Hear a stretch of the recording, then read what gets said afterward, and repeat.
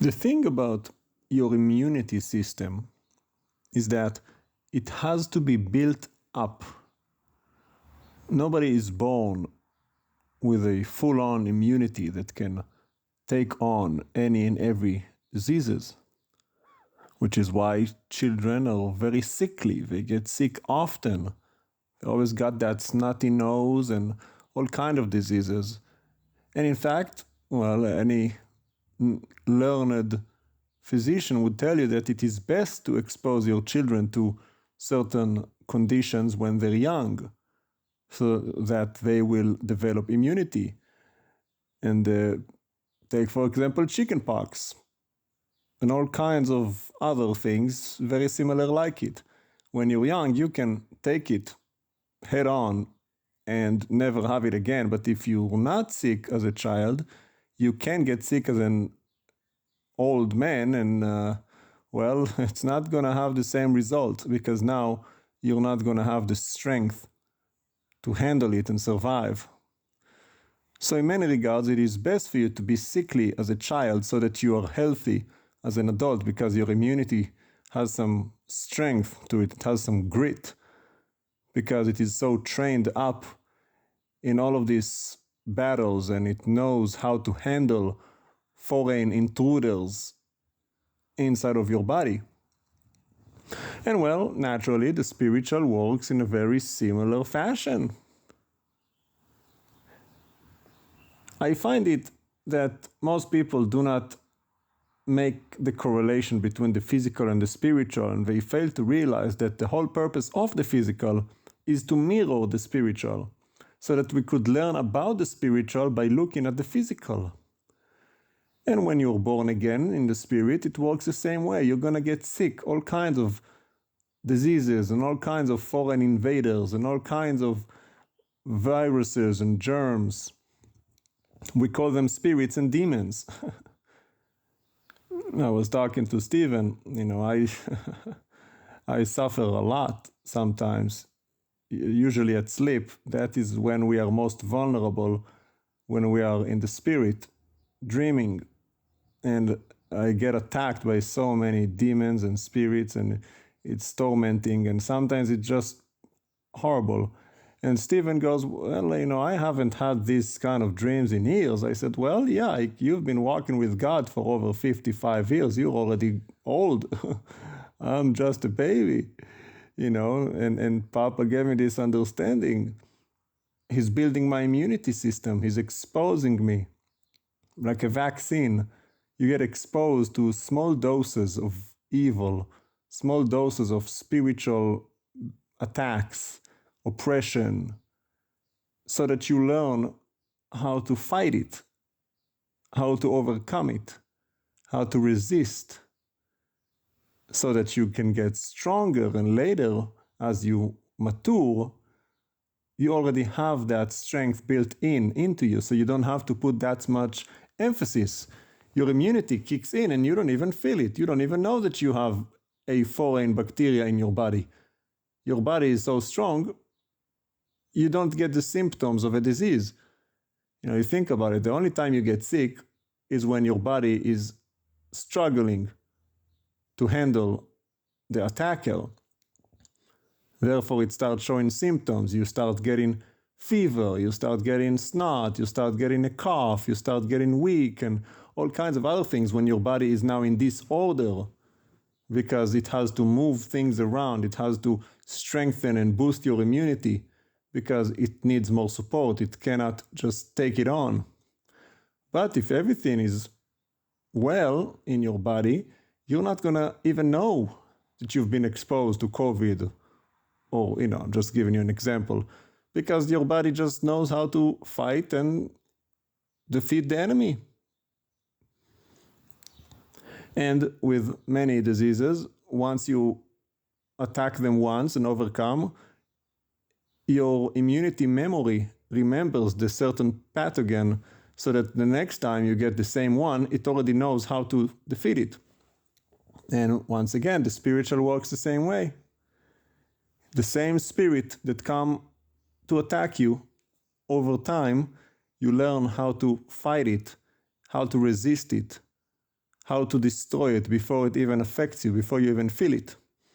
Spirit of lust, spirit of greed, spirit of anger, violence, all kinds of evil spirits that attack you, whether they attack your mind by planting thoughts, trying to manipulate your emotions, attacking you in your dream. There's all kinds of ways that spirits come to attack us in this spiritual war.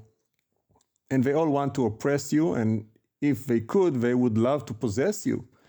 Now, we are children of God, those of us that have the Holy Spirit, but we still can be oppressed, which means simply that we are being harassed and bullied by spirits that constantly try to plant thoughts in your head, expose your mind to images that you do not want to see, and when you sleep, like I said, tug you around like spoils of war, put you in all kinds of situations and torment you.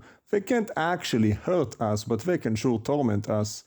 And sometimes it's horrible, especially when you do not know that you are dreaming. A lot of times our dreams are such that we don't even know that it's a dream until you wake up and you realize it was. But we suffer. But even in that, the hand of God is at work. It's not like they stole us from God, that the Lord is unable to deliver us. No, this too is very calculated by God for our own benefit. Just like you expose your child to chickenpox. You know he's going to suffer, but in the long run, it's for his own good.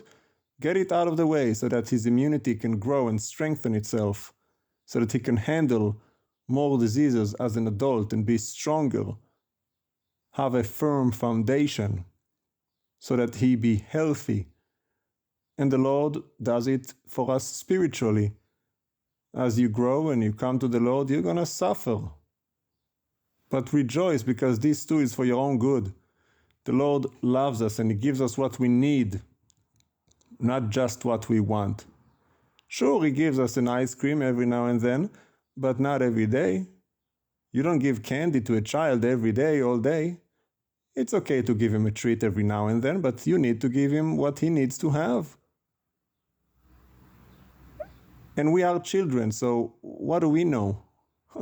We don't know what we need, which is where trust comes into play. Trust in the Lord with all your heart. Lean not on your own understanding. Don't try to figure it out. You won't. It's incomprehensible. We cannot figure it out, which is why just trust in God. Always remember, He loves you and He has your best interest at heart. Even when you suffer, even when bad things happen, it's all for your good. As was the case with Job. He suffered a lot, did he not? But in the long run, it was for his own good. Now, while he was going through it, I don't think he thought it was for his own good. None of us would. Why would we? We're human. We don't know the plan. But when it is all said and done, and it's not said and done yet, we haven't even gotten to the Messianic age, we have no idea what's in store for our future. God does. He's eternal. He knows all eternity. And that thing that you suffer now might be preparing you for something that you are going to do 10 trillion, quadrillion years from now. Who knows? I can't even begin to imagine. It's not something that is comprehensible. Which is why you have to trust in God. And lean not on your own understanding. In all your ways acknowledge Him, and He shall direct your path. As young believers, train up a child in the way that he should go. And so many of you who are adults do not see yourselves as young believers because of your position in life. And it's very sad because it really stunts your ability to grow because you lack the humility of a child. Train up a child while he is young to organically, naturally vaccinate your child against diseases. They would have parties where they get children together with a child who's already sick. so that the healthy child can get the sickness and begin to be naturally vaccinated by being around other children who have the condition. They did this in the 50s and the 60s in order to make sure that the children, for the most part, got it at the same time and were able to get over it relatively in the same period of time, and to give their immunity a chance to build against it. And families would have these children sick parties where they would bring the healthy children around the sick children. The natural process, that's training up a child. There are things that you have to teach children that they have to be around. Some people would get a pet, a goldfish, to teach them about death, or a little animal, a little rat, whatever way they could, to try to slowly ease the child to understand things don't live forever. Probably because one of the grandparents they're close to is close to death. And they figure, well, let's get them a little fish first. Let's get them a little rabbit. Something that the child had to take care of that didn't necessarily have as long a life, so that they could be eased into learning loss. One woman told me the other day, I put the fence guard on the steps for my child a little lower than normal so they could fall a little bit. I want them to fall small so that they don't fall big. I want them to get accustomed to learn how to fall and get up, and so that they're not shocked. It was one way of teaching people. Martial artists teach you how to fall down. People train in professional boxing. I'm not a fan of that. They have to train them how to take a punch, not just give a punch. What do you do? What do I do if I fall down? There's a technique, how to get up. All of those things have to be taught. And it's very difficult when you come to the Lord as an adult. I see it all the time, and it saddens me. It makes it that much harder for you, and it will be. But if you can find humility as a child, it'll make it a lot easier, and the learning curve a lot shorter. But you have to recognize you need a teacher. You have to ask questions like children ask their parents. You have to seek knowledge, ask questions, listen, and just follow the instruction. Children are much better at following an instruction than an adult, because they will hear the instruction from someone but still think they know better, and they'll be far more prideful. Humility will help you grow. And then don't try to take on more than what you're able to take on because you are an adult. Recognize, as they say, don't try this at home. We're professionals. And so many of you, in your pride and your arrogance, try to take on positions that you're not equipped for.